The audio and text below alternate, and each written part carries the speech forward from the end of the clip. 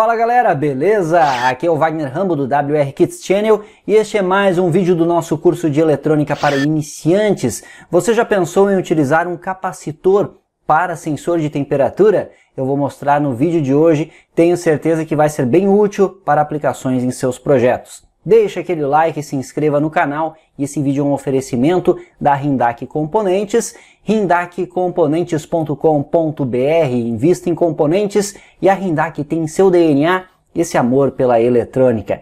Vamos para o vídeo de hoje? Segura aí!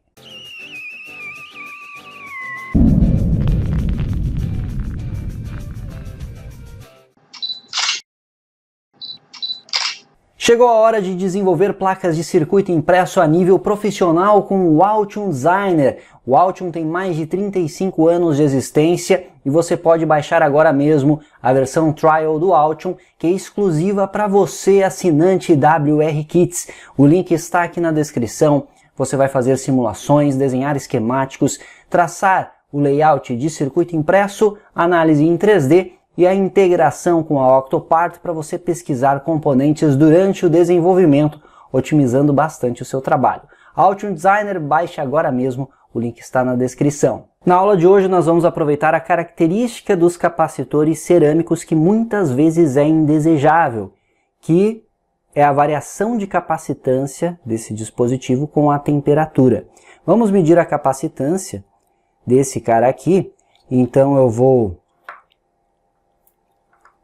ligar aqui na ponte. Veja que está dando aí 80 e poucos, está variando um pouquinho, mas observe que se eu encostar aqui e aquecer o dispositivo, olha como é sensível. Basta aquecer um pouco o capacitor que a sua capacitância já baixa consideravelmente. Caiu para 69 nanofarad. Se eu deixar de novo, ele esfriar, a capacitância já sobe conforme a temperatura ambiente. Então vejam que um capacitor cerâmico é bastante sensível a variações de temperatura. Justamente esta característica que vai nos ajudar a desenvolver este circuito que vai monitorar a temperatura em um determinado local do circuito. E aí vamos aproveitar esta característica dos capacitores cerâmicos ao nosso favor. Eu tenho aqui o circuito completo que implementa esse monitor de temperatura e a partir dessa ideia inicial você poderá adaptar nas mais diversas situações e contextos nos seus projetos. O nosso sensor de temperatura é esse capacitor de 100 nano cerâmico, tem que ser um disco cerâmico para funcionar. Ele junto com o R1 incorporam um oscilador a partir desta porta Schmitt Trigger, que obtivemos a partir do 4093, ligado como um inversor. Quando eu aumentar a temperatura no capacitor, como vimos, a sua capacitância tende a diminuir. Se eu diminuir a capacitância, neste arranjo, nós vamos aumentar a frequência do oscilador, de forma que quanto mais temperatura tiver no capacitor, maior a frequência. Então eu crio uma relação diretamente proporcional entre a temperatura e a frequência de operação deste oscilador. E é bem interessante que você, com um tempo de estudo, verificando vários modelos de capacitores de forma empírica, vários valores, melhor dizendo, né? Utilize o cerâmico para os testes, você pode inclusive ter meios de identificar qual é a temperatura, ou pelo menos algo muito próximo da temperatura real que este capacitor está medindo para você. Eu tenho mais um inversor que vai dar um ganho de corrente ao sinal do meu oscilador e eu vou aplicar no clock de um 4040. O 4040 ele tem 12 flip-flops ligados em cascata e eu vou pegar aqui as saídas Q7 e Q8 e aplicar em uma porta AND que eu fiz com as outras duas NAND do 4093. Quando Q7 e Q8 estiverem em 1, a saída aqui, o pino 3, vai estar em 1.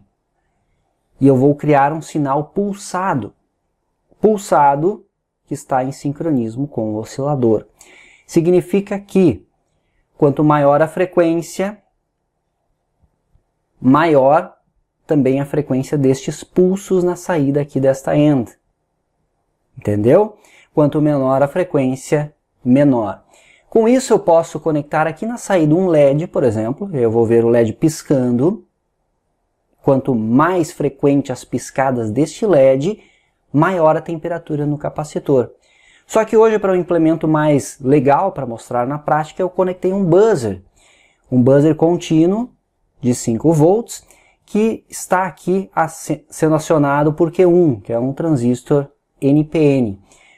Nível alto aqui eu polarizo o Q1, saturo ele e eu ligo o buzzer. Então terei os bips intervalados de acordo com a temperatura do capacitor. Basicamente é assim que o circuito funciona, então você pode utilizar apenas o oscilador para aplicações ou o arranjo completo. Esse arranjo completo você pode, por exemplo, instalar no painel de uma fonte, deixar o capacitor fixo bem próximo ao dissipador de calor do dispositivo de potência desta fonte e ter no painel ali o LED piscando. E aí você, no visual, consegue ver aí, estimar se a temperatura está alta ou baixa ali no dissipador. O mesmo você pode aplicar em um amplificador, por exemplo, ou outros circuitos, um driver para ponte H, ou qualquer sistema que você queira monitorar de forma a entender se a temperatura está muito alta ou muito baixa naquele instante. Então vamos ver na prática esse circuito funcionando, é bem legal e eu tenho certeza que você vai gostar para suas aplicações. Venha comigo! Esse é o circuito prático. Em um primeiro momento eu vou desconectar o transistor aqui do circuito para o buzzer não nos atrapalhar. Vamos analisar primeiro os sinais na saída do oscilador e aqui o sinal que aciona de fato o buzzer. Então o 4093 com seu oscilador está aqui e é esse o capacitor de 100 nano, disco cerâmico, que vamos usar como sensor de temperatura. 4040 já está aqui, então ele recebe o clock e os dois pinos aqui acionam a porta AND, que implementamos com duas NAND do 4093. Vamos alimentar com 5 volts o circuito e medir esses sinais. Veja o nosso circuito prático aqui. Vamos conectar o osciloscópio, está aí o oscilador, funcionando muito bem. Na temperatura ambiente aqui nós temos uma frequência de 547 Hz. Se eu aquecer, veja que eu aumento essa frequência. Ó. Já estamos em 600 e poucos. Então veja o quão sensível é o circuito. Com os dedos eu aqueço pouco este capacitor, por isso eu tenho ferro de solda aqui, vou apenas aproximar e veja só o efeito que essa aproximação causa na frequência. Olha o quão aumenta. Perceba o quanto aumenta a frequência apenas o fato de eu aproximar o ferro de solda aqui do capacitor. Então ele é realmente muito sensível à temperatura. Foi a 2.2 kHz, 2.3, 2.4. Afastando aqui, veja que vai caindo a frequência de acordo com a queda de temperatura. Então nosso sensor está funcionando. Ó. Se eu encosto, aumenta mais ainda. Ó.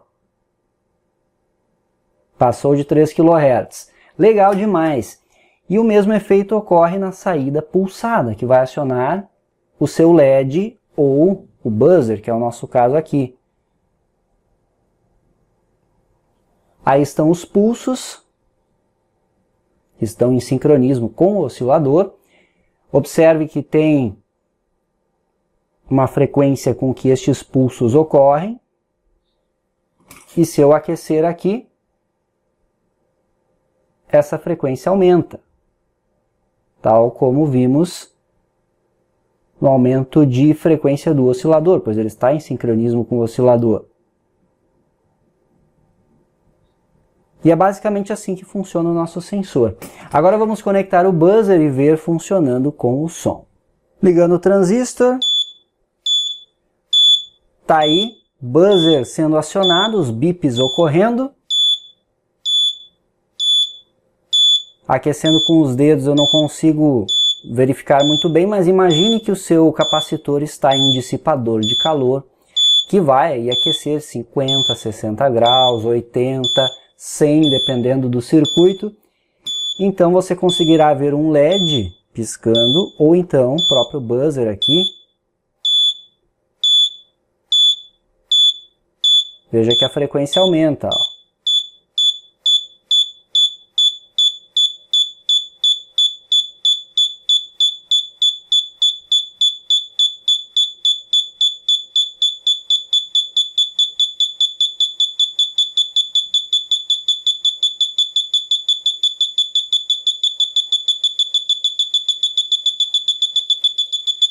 E agora vai diminuir de acordo com a temperatura. A temperatura vai baixando e a frequência vai voltando ao normal. Com isso nós conseguimos ver se uma temperatura está alta ou baixa. Muito legal isso. Ou escutar se uma temperatura está alta ou baixa. Bacana demais. Se você quiser manter esse buzzer, você poderá ter um botão que ligue ou desligue ele de acordo com a sua vontade. Então vamos supor, agora eu quero saber como está a temperatura. Então você clica no botão e escuta. Ou, como dito, o LED em um painel no seu sistema também vai funcionar muito bem. Certo? Então esta foi a aplicação, curso de eletrônica para iniciantes. Entendendo mais um pouco do aspecto comportamental de componentes de forma dinâmica na bancada eletrônica mesmo, e mais um pouco de eletrônica digital para vocês. Chegamos ao final de mais um vídeo do curso de eletrônica para iniciantes. Continue acompanhando, maratone o nosso conteúdo. Tem bastante coisa aqui no canal para você. Isso é engenharia, o uso intencional da ciência. Por hoje é isso, eu vou ficando por aqui. Bons projetos, aquele abraço e até a próxima!